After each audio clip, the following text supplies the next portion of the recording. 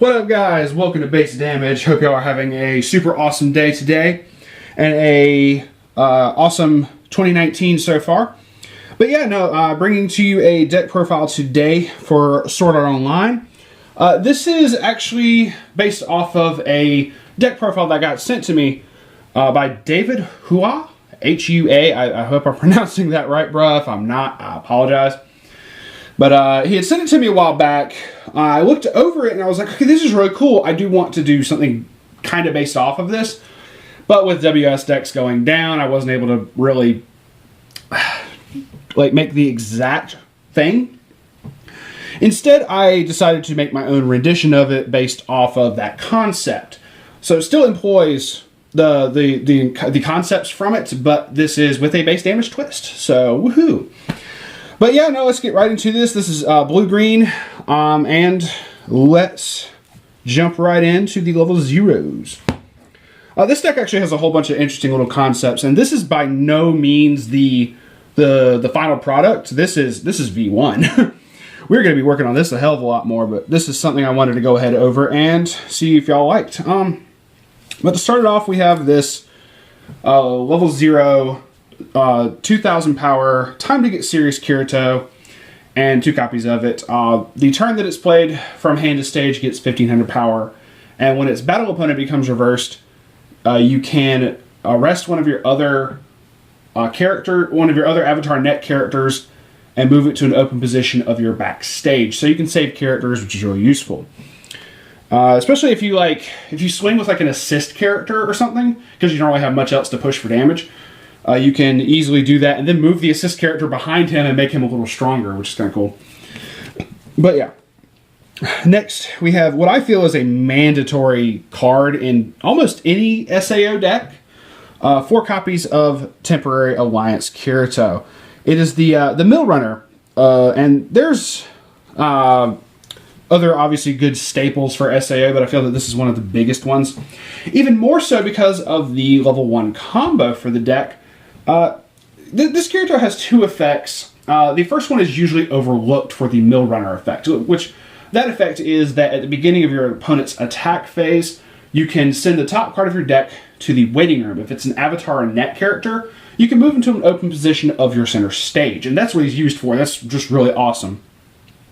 But his very first effect that people overlook is that when he attacks, you can choose one of your other Xenon characters and give it 1000 power till end of turn. So that comes into play in this deck, actually, and I don't see it come into play often in a lot.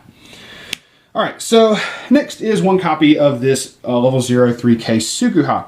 It's a drop searcher. On play, pay 1, pitch 1, search your deck for an avatar net character. Really, really simple and just interesting little tech. It has a demerit. It gives all of your other characters the ability that they can't side. So that's the only drawback, but that's negligible. We got 2 copies of this Yuki. It's a 001K. It is a clock swap reverser. Basically, that means if it gets reversed by a level 0 opponent, you heal the top card of your opponent's clock and then send that level 0 opponent to the opponent's clock. So really awesome removal. And she has character encore. So next we got In the Sunlight Forest Xenon. It's a 001K. During your opponent's turn, your middle center position character gets 1000 power. And it has a brainstorm effect. Pay 1, mill 4. For every climax, search your deck for up to that many avatar net characters, add them to your hand, and then discard an equal number of cards. So if you mill 2 climaxes and you search for 2, you have to discard 2 afterwards. But if it's only 1, you only search for 1 and discard 1. So really awesome, and I highly suggest using this if you run any standby decks for SAO. This is just really useful. Then we have this Silica Brainstormer as a 0025, just the Brainstormer effect. Pay 1, tap 2 characters, mill 4, for every climax, salvage back a character. Then we have 2 copies of After the Battle Kirito. Up to once per turn when you use an act, you can give another character 500 power. And Brainstorm is an act, so hey, when you use this effect, you can give a buff. It's cool. His Brainstormer effect is pay 1, tap 2, mill 4, for every climax you perform the following action, which is draw 2 cards and then discard 1 card. So you just, if you mill 4 climaxes, you perform that action 4 times. Just draw 2, pitch 1, draw 2, pitch 1, and repeat. It's really cool. He also has a little bit to play in the end game of it. This is not a Switch deck, I promise. But then we have a 00500 Xenon. Is a 500 assist in front. And then when you play a climax, you can give a character 1,000 power. Also a really good staple. I feel it's just really awesome. So yeah, that is it for the level 0s. Let us move on to the level 1s. And the first climax combo of the deck. This is the reason I was talking about that Mill Runner Kirito's first effect. The first climax combo of the deck is with this level 1 Xenon. It is a 104K, but it gains 500 power for each of your other avatar net characters. And that's just permanent. So she's full field. She's a constant 106K, which is just awesome both offensively and defensively. But her climax combo is when she swings, if you got the climax in play, which is Dependable Marksmanship, a 1K1 pants trigger, you reveal the top card of your deck, and if it is a avatar net, add it to your hand. So I really like this climax combo, but I realize people are going to dispute whether this is good or not. I completely understand that, unlike Zek and Yuki, which is fucking amazing, Zek and Yuki lets you choose what you search for. This is a plussing engine. Admittedly, I don't run events or anything in here, so it's just the avatar nets and then whatever climaxes.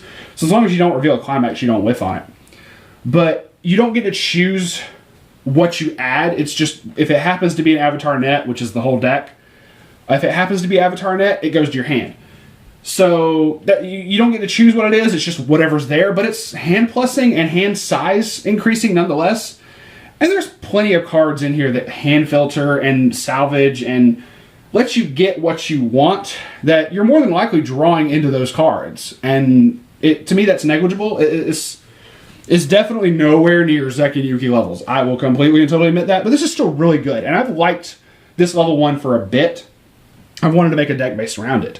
Fun fact for anyone who is a Xenon fan, you can now make a Xenon waifu deck with this as the level 1 combo and the level 3 last shot Xenon. So really cool, and definitely I feel is underrated. Next we have 4 copies of Temporary Alliance Xenon, which is a 104K as well, but it also has the effect of gets 500 for each of your other avatar nets, so can also become a 106K. Awesome. And it has Clock Encore, so it can stay for days. Lastly, we have this Kazuto and Asuna. It's a 1/1500. During your opponent's turn, all of your other characters get 1,000 power. So where you have these constant, decently sized numbers that just get even bigger during your opponent's turn, where your opponent's actually going to have a little trouble getting their on reverse combos potentially going off. Possibly. It has the second effect, the turn that it's when it's played from hand to stage. Look at the top 2 cards of your deck. Add one of those cards amongst them to your hand. The other goes to your waiting room, and then you discard a card. But that's... no, you don't discard? Hold up. Make a certain... yeah, you do discard. I was making certain. I don't want to state the wrong thing. Yeah, you do discard afterwards. But hand filtering, that's really good, and it says card. You can grab anything, so you could even grab the climax for the Xenon. So really awesome there, and should not be overlooked. Also, just really good defensive option. So we have 10 level 1s. Level 2s. Got a decent number of level 2s, but this is also where the next climax combo of the deck comes into play. We got this 2/1 Xenon. On play, you can pay 1 stock and then discard a climax. If you do, you can add back a climax from your waiting room to your hand. So if you got 1 climax, but you need the other and it's in your waiting room, you can swap it out. Then we have her secondary effect, which is when she attacks a level 3 or higher opponent, she gets 1,000 power for every avatar net character that you have on your field. That includes herself. So that means she can become a 12/5 by herself before anything else. Really awesome. Then this Tiffany. It's a 2/1 2500 backup. Also, it has a anti-change effect. When you use the backup, you can pay 2 stock and discard an avatar net. And if you do, choose one of your opponent's characters that has a higher level than theirs. So if they early played a level 3 and they're still at level 2, you can send that character to the bottom of your opponent's deck, which is great. So really good removal, and it's Tiffany. We got this Gathering Materials Letha as a 2/1 2500 backup as well. When you use the backup, reveal the top card of your deck. If it's an Avatar Net, add it to your hand, and then discard 1 card. So, helps you potentially dig closer to a climax, sure, but at the same time, it's just really good filtering and hand filtering. Lets you discard some climaxes if you're about to refresh too. So, then we have what I feel is also just another really big staple. If you run blue at level 1 or higher in SAO, you need to have a copy of this card in your deck. Machine of Ice Xenon is a 2/1 3K. And it has 2 effects. First, it's 1,000 assist to the characters in front of it, which is really good. But its main effect, it just disrupts your opponent's shit, and it's just awesome, is an act ability. You tap it, choose one of your opponent's characters. During that character's battle, your opponent cannot activate backups or events from hand. So that's phenomenal. Your opponent, if you do that during that character's battle, you can get your on reverse combos. You can make it so your opponent can't play Compass or anything that would just disrupt your shit. So really, really good, and just I feel is such an awesome staple. Then we have the secondary climax combo of the deck, and this is one of the effects that David had sent and was based around the Jank green deck. Is a 2/1 8K. 2 effects. One of them is more of a drawback than anything. That's when he gets reversed, you have to send it to memory. But people will probably sit and also say, well, you know, that's compression, because if it goes into memory, when you refresh, it's not going back into the deck. Well, that's fair too, but there's more compression to this card, and that is Climax combo with Ordinal number 2. First off, Ordinal number 2 is a when it's placed, choose up to 2 of your characters. They get 2,000 power and a soul. I feel this is so much better than the draw 2K and a souls because of just the more even damage spread overall, which is really cool. There's also like some early play level 3s in here, so you can still make your board have a overall like 2 damage spread coming at your opponent for a turn if you play this. So the Climax combo is when this attacks. You send this card from your climax area to your clock, so you forcibly take a damage. But even though this gets removed, the buffs stay on the characters that you put them on, so it doesn't matter. It's already served its purpose. But when you do, I want to make certain I say this completely correct. When this attacks, you can pay that cost. If you do, choose up to 4 Avatar Net characters in your waiting room, put them into your stock in any order, and this card gets +1 soul until end of turn. So you don't even have to play like a level 3, but you can still get an even damage spread across the board, and you're really only going to play 1 of this. Because you're only going to get the Climax combo off once, so you're really only ever going to play and do the effect like probably 1 time in a game.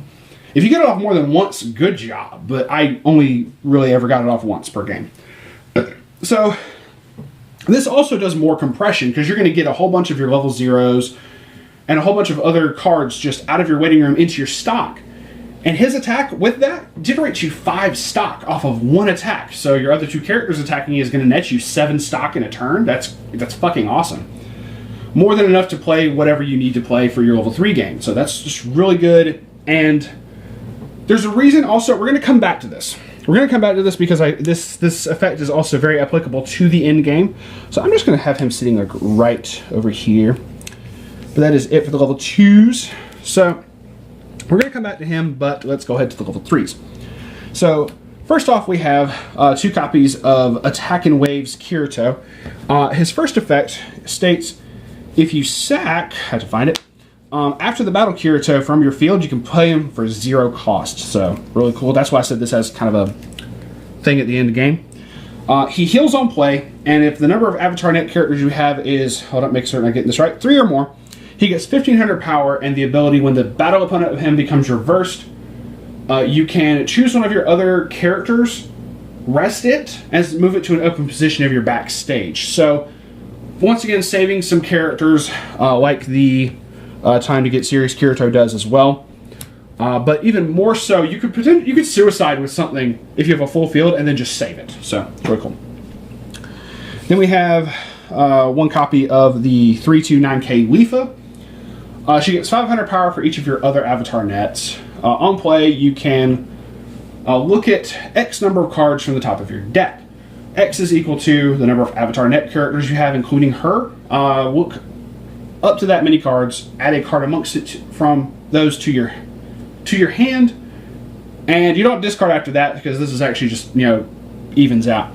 And then she has a really fun clock shoot effect. When her battle opponent becomes reversed, you can just discard 2 characters and clock shoot that battle opponent. You can do that offensively or defensively if your opponent's like, oh, I'm just going to suicide into you. Okay, fuck, clock shoot you. So, really awesome. 2 copies of Link Strike Xenon. So, if the number of your other, I was about to say music, fuck. Number of your other avatar net characters is 4 or more, minus a level in hand, so you can play her early. On play from hand or by the effect of a Link Strike Kirito, but we don't have that in here. She gets 2,000 power for the turn, and you draw a card. Lastly, she has a restand effect. When your middle center position character attacks, you can pay the cost, which is 1 stock and discarding 2 cards. Mill the top 3 cards of your deck. If there is a climax amongst them, you restand her. So, really awesome restand effect and very easy to pull off, it seems. We have 1 copy of Songstress Yuna, and she has an early play condition as well. Make certain I have this correct. Okay, if the number of climaxes in your waiting room is 2 or less, you can play her.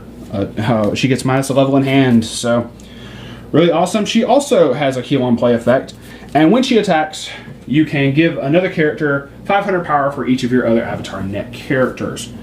So, really cool. And the best for last, the other card that the deck is based around to begin with is this Suguha. So, 2 effects. First off, when she attacks, you can give her 1,000 power for each of your other avatar net characters. So she gets big, which helps her secondary effect.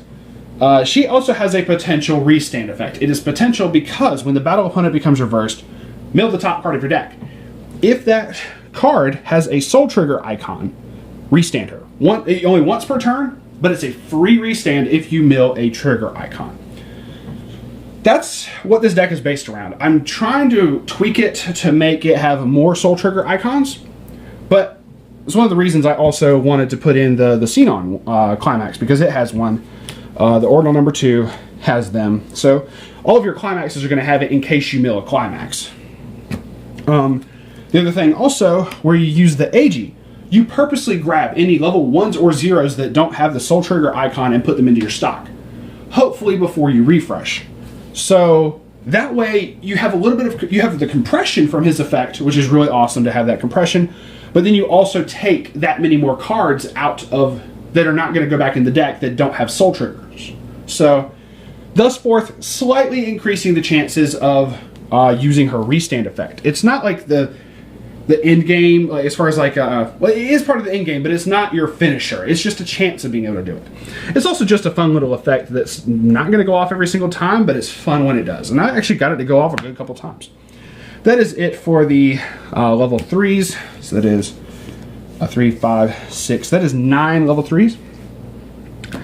Lastly, the climaxes. We have 4 copies of the Dependable Marksmanship 1K1 Pants Trigger, and 4 copies of the Double Crit Split 2K into Soul Ordinal number 2. And that is it for the deck, the climaxes, the whole shebang. This is not budget.